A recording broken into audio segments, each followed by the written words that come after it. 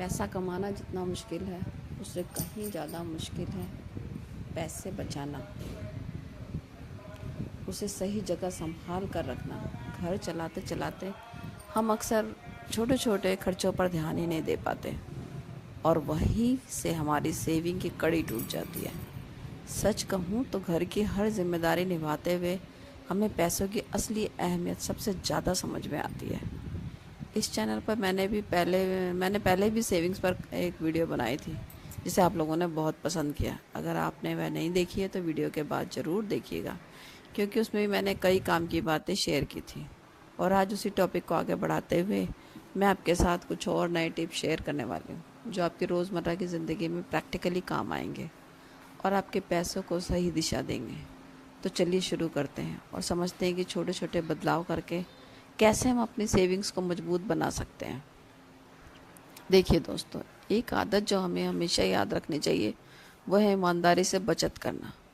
कई बार महिलाएं सोचती हैं कि अगर मैं थोड़े से पैसे हस्बैंड की जेब से निकाल लूं या घर के खर्चों में से थोड़ा सा अलग करके रख लूं तो मेरी सेविंग्स बन जाएगी।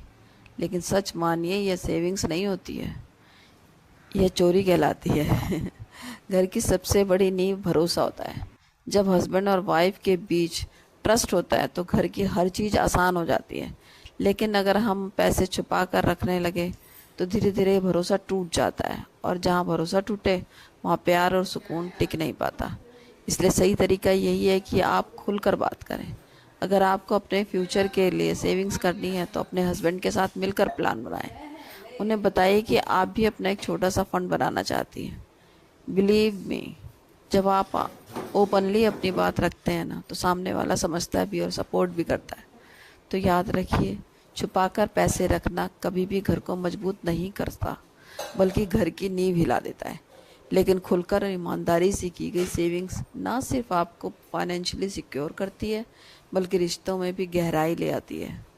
अगर घर की जिम्मेदारी आपके हाथों में है, जैसे सब्जी लेना, दूध लाना, बच्चों की फीस भरना या राशन खरीदना, तो सच मानिए यहीं से सबसे आसान सेविंग निकलती है। और यह बिल्कुल गलत तरीका नहीं है बल्कि समझदारी है। मान लीजिए आप सब्जी लेने जाती हैं, अगर आप थोड़ा बार्गेनिंग कर लें या सीज़न की सब्जी लें तो 150 रुपये तक आराम से बच सकते हैं।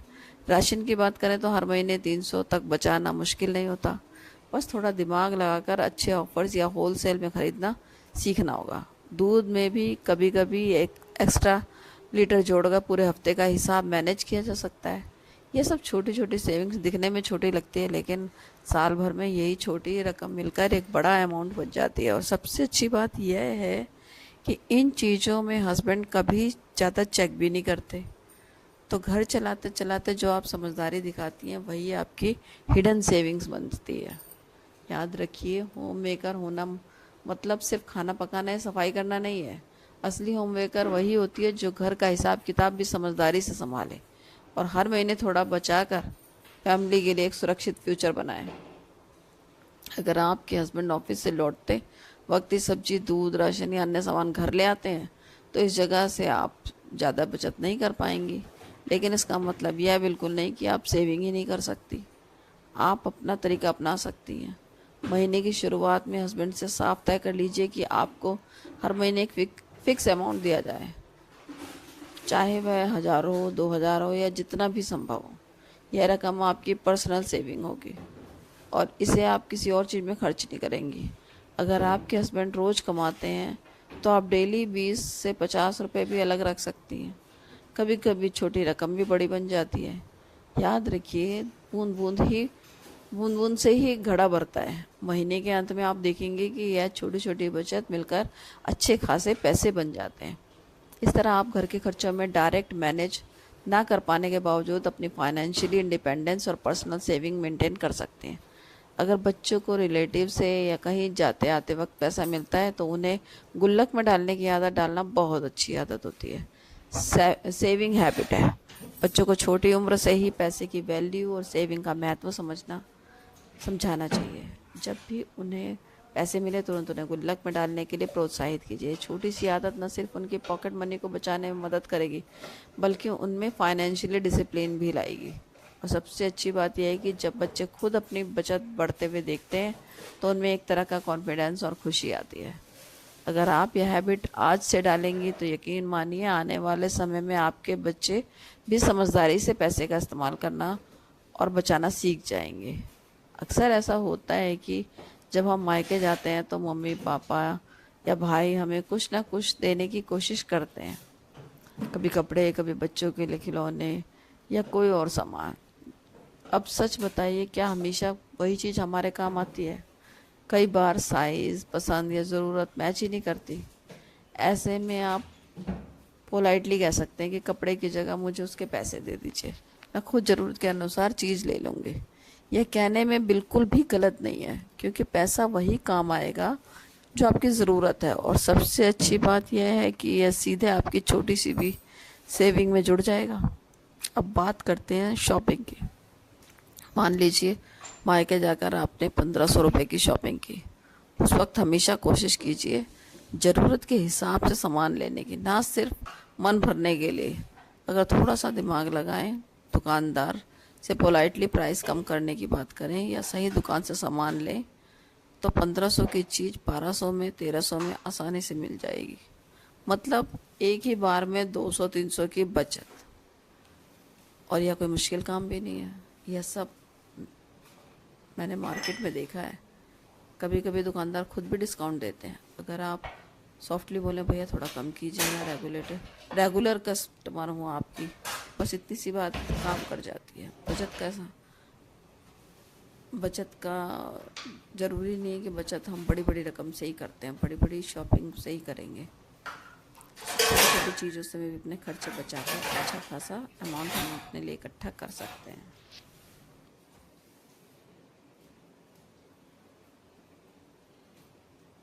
यही छोटी छोटी आदतें ही हमको बड़ी बचत के लिए प्रेरित करती हैं।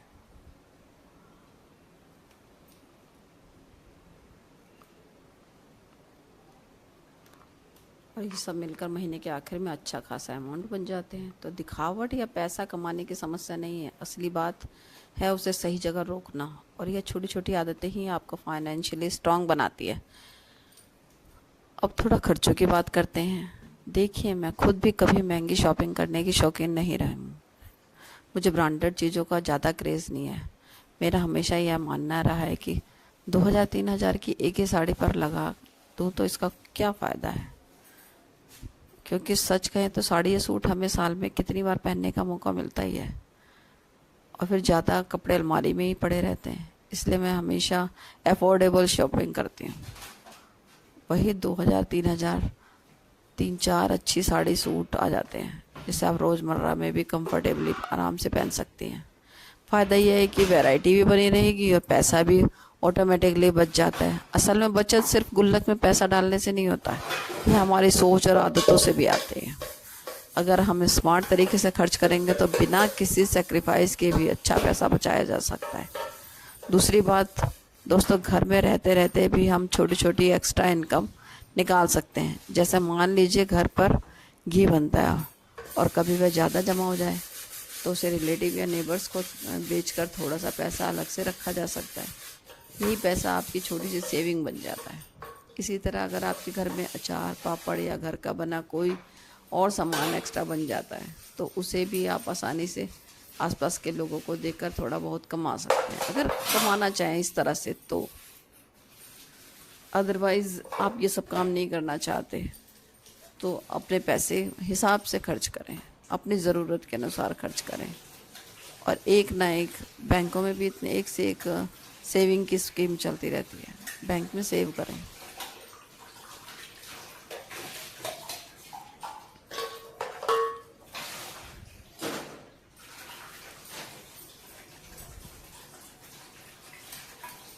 कभी कभी आप यह भी सोच सकते हैं कि अगर बाहर करवाते हैं या जैसे पैसे कपड़ों की प्रेस, तो उससे कितना खर्च हो जाता है।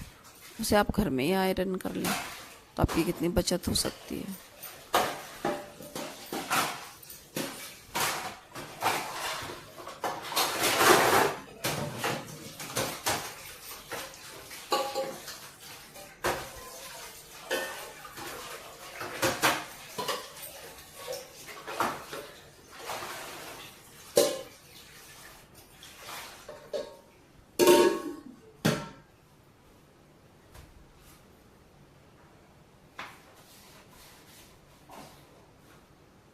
बच्चों को चिप्स और ये सब पैकेट की चीज़ें खाने देने के बजाय घर पर ही जल्दी थोड़ा सा उठ के अपने बच्चों के लिए खुद से नाश्ता तैयार करें, ऑफिस के लिए लंच तैयार करें, तो वही बाहर का सामान खाने से बच जाएंगे बच्चे और हस्बैंड भी, और पैसा भी आपका अच्छी तरह से बचेगा। सिंपल दाल रोटी सब्जी बाहर के खाने से कहीं ज़्यादा अच्छी है। इससे हेल्थ भी अच्छी रहती है, पैसा भी आपका कम खर्च होता है। कम पैसे में अच्छा खाना, हेल्दी खाना।